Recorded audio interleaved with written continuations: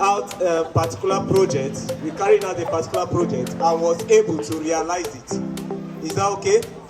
Now, our project is an electric fan. Those of you that have seen people hold electric fan, rechargeable, we're able to produce one in this school. Is that okay? With the help of interested learners that are ready to learn. So we took them through the exercise. As you all know, just junior engineers, technicians, and scientists. So this club is a school-based club that is well known in Nigeria, that helps in realizing of the potentials of students, making them have interest in creativity. Is that okay? So today now, I'm going to be calling upon some students who will explain the working principle of the fans and tell you the materials we actually use in making it. Please, I want to state here that the materials we got we do not buy them from markets. Most of it are what we picked around us, and we use it in making something tangible. Making this electrical fan, we used PVC pipe, a DC motor, switch, and USB cord to make this fan. So this is the propeller, the light bulb, the regulating switch, and the main switch. This is the PVC pipe, and this is the motor. This is the cell, that is the battery that powers the fan. So from the battery, a main switch is connected, which is meant to break the circuit. As you can see here. So when he turns it on, directly it powers everything. Then this regulating switch is meant to turn it on. So for the working, when this regulating switch is being connected, the board is meant for the charging of the battery.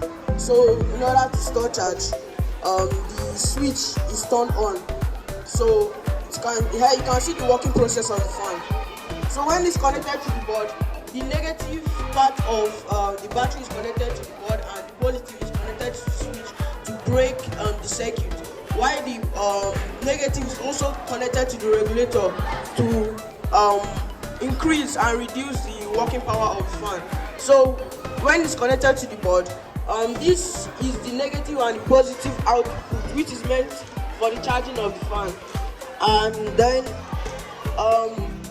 it is connected to the DC motor. So this is the DC motor that's the working fan.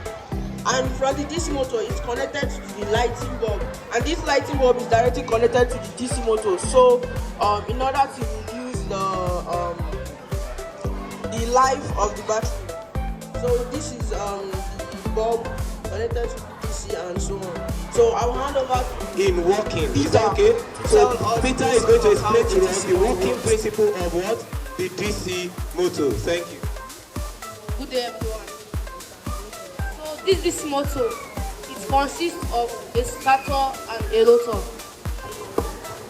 Here is the stator, the part that doesn't move, and the rotor, this whole thing inside here, in between the stator, is the part that moves, which brings about the current that enables the fan to rotate.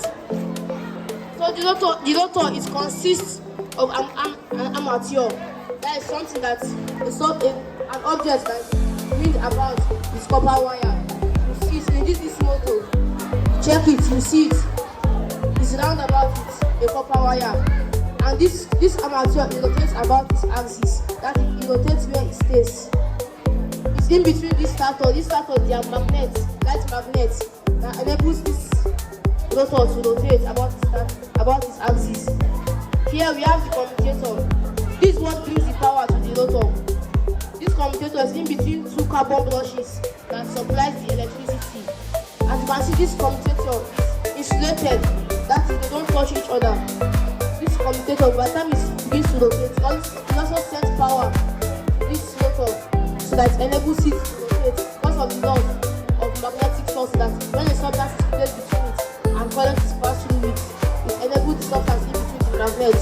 to rotate. This motor, it works with the principle of a couple. That is, it works with the same amount of force, the same magnitude of force, but the force is working in opposite direction. As you can see here, the principle of a couple. This is the force 1 and force 2.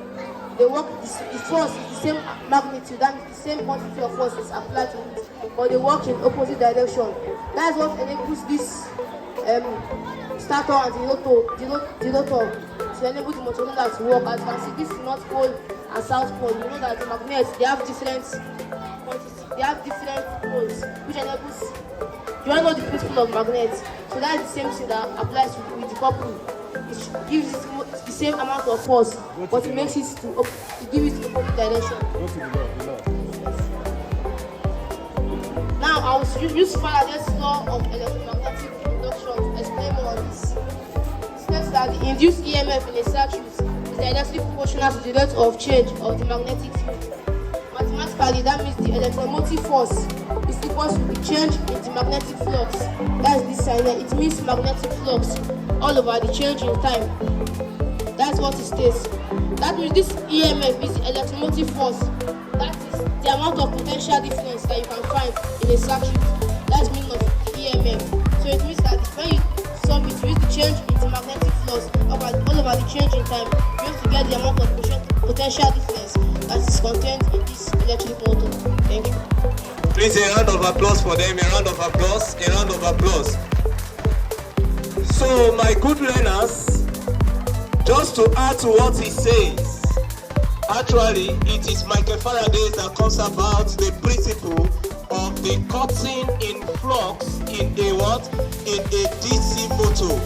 Now, when a metal, a copper, is put inside between magnets, when you put any metal is between magnets, and current is passing through the magnet, we call such current carrying conductor. Now, when the current carrying conductor is placed in the magnet, what happens? Now, the magnet is going to cause the conductor to rotate, such as in the form of couple. What is a couple? A device that have equal and opposite forces. Forces that have equal magnitude, but they are opposite in direction. Like the principle of you owning a tap, you are applying the equal and opposite what? Forces to it. That is exactly what happens. So you see this thing is going to be rotating this way. It's going to be rotating, and because the current, this power supply is steady, it's going to spin faster because it has gained what? Enough EMF for it to fizz faster. And that is the reason why Michael Faraday's law states that the electromagnetic force induced in an electric circuit is directly proportional to the magnetic field. So the stronger the field, when the field is stronger, the faster it spins. The lower the field, the lower it spins. And that is the working principle of the DC motor, which is our main component. So with this now, we have been able to achieve our beautiful project that you see here. This project is so unique because you can charge it. It is chargeable. Is that okay? It is what? Chargeable. It is rechargeable. If the battery inside runs down, you can see I'm charging it. To be frank with you, I use this thing overnight. And when I stepped up, because of the little power that because of the single cell, the single battery that is there, it was not enough for it to last that long. So when I woke up, I saw that it is down, and so I plug it to my power bank, and we are charging it again. So it will take time for it to gain its own power again. So please clap for J's Club again.